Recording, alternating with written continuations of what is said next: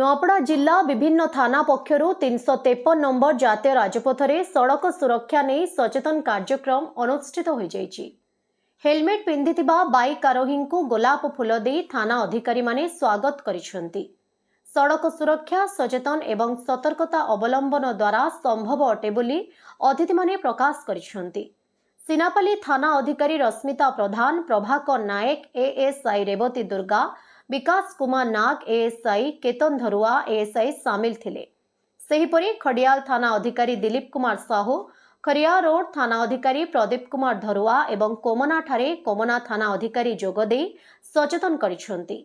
गतकाली खड़ियाल थाना गाड़ी चालक एक सड़क दुर्घटना रे नहीं निज डाहाण गोड़ हराइथिबा बेले दुर्घटना द्वारा परिवार विशेष रूपे प्रभावित होइछि। तेणु सचेतन द्वारा एही दुर्घटना को एड़ाई दिया जाई पारिबो बोली मत प्रकाश करथिले।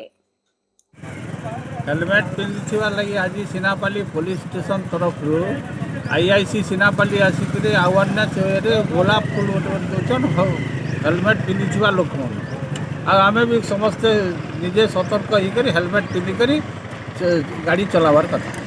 आप केते खुशी अच्छा सिनापाली थाना प्रशासन जिन वार्ता दूसरी जे पुलिस प्रशासन को मोर तरफ बहुत बहुत धन्यवाद। नुआपड़ा जिल्लारू जगन्नाथ सागर रिपोर्ट, ओडिशा हाइलाइट समाचार।